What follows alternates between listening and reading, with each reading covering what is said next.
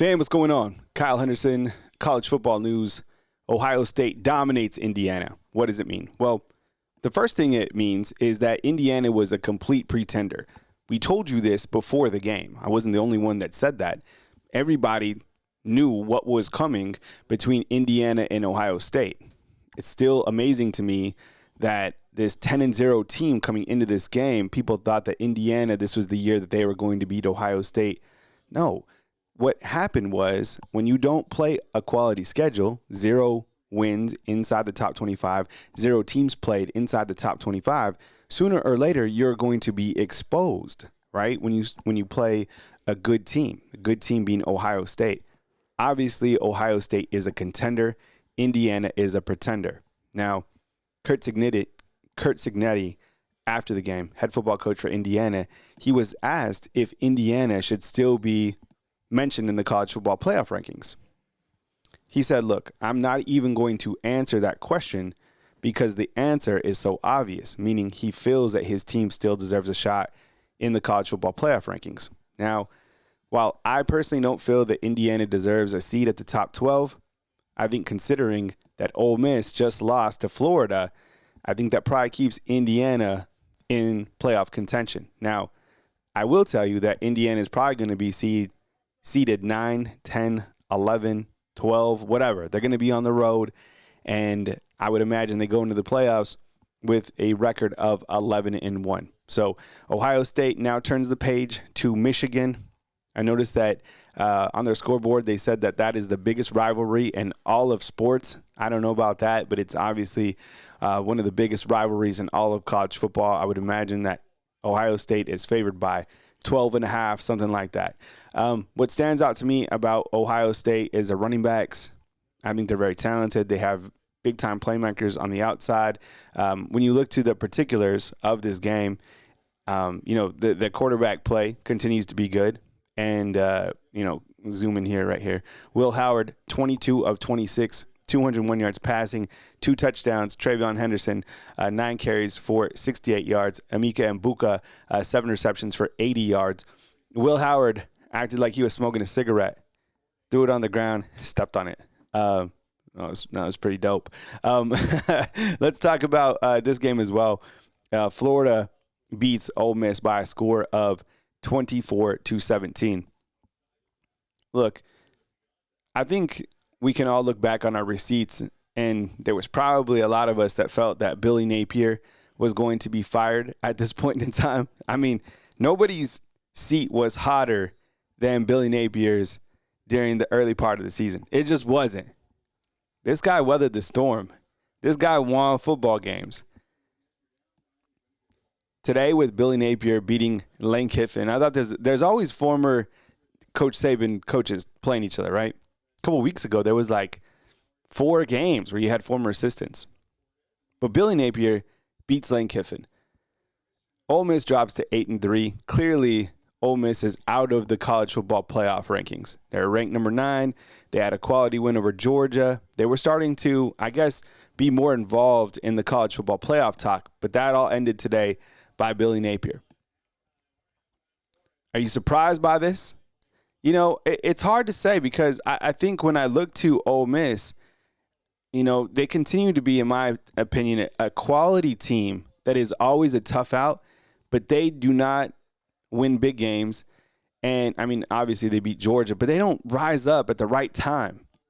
Can't string together multiple games. You look at Jackson Dart today. I mean, there was times where Jackson Dart had multiple opportunities to win the game. He threw an interception that was reviewed. It was clearly an incompletion. And then he comes back out and he throws another interception on the day, 24-41, 323 yards, 2 touchdowns and 2 interceptions. Costly interception at the end.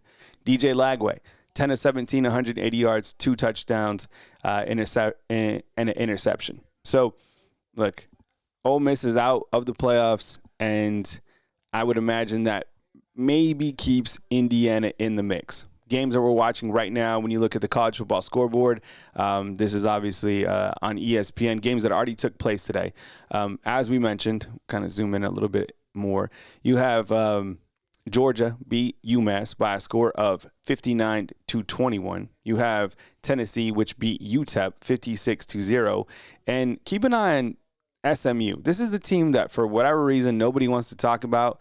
They're going to be playing the SEC championship game against Miami. They won today by a score of 33-0. It's interesting to think that a team from the ACC, that a team just enters the ACC, and they're undefeated at this point, 7-0 on the season.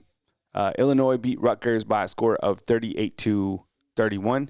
And then on Friday night, you have UNLV beat San Jose. I was looking for that Miami score. Okay, here we go.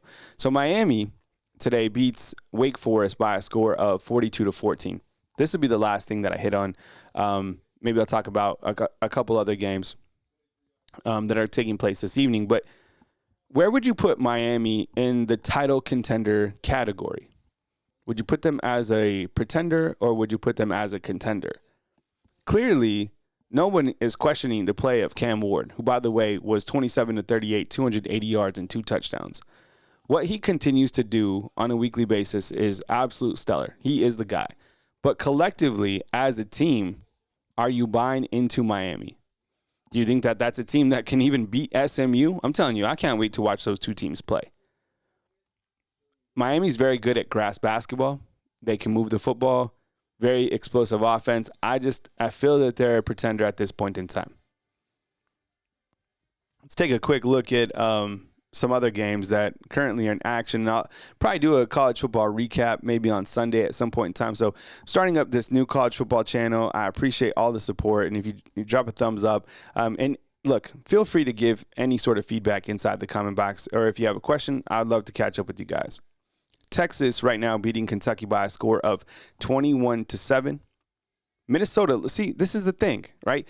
Here we have Minnesota beating Penn State at halftime, 19-16.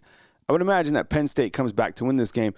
But these teams in the Big Ten are not punished for playing close games. Example is Oregon recently beating Wisconsin, and the score was tight, but nobody even talked about that, right? Teams from the SEC, it seems like, I cover Alabama.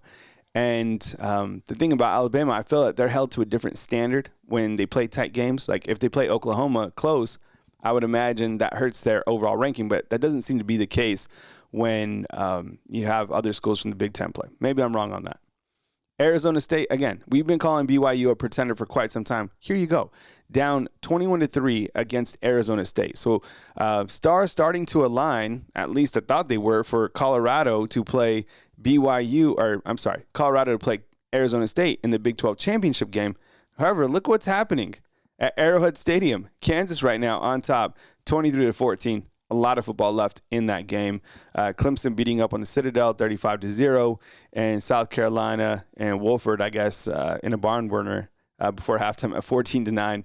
And Missouri is beating Mississippi State. Tonight you have Army taking on Notre Dame in a game that should be great. I would imagine that Notre Dame runs away with that in the second half. You have Boise State, and you have Alabama and Oklahoma, and then some really good games. You have Texas A&M taking on Auburn. You have Iowa State taking on Utah, and then you also have Vanderbilt and LSU playing. So I appreciate you guys being here. College Football News with Kyle Henderson. Please hit the thumbs up, and I'll catch up with you next video right here on College Football News.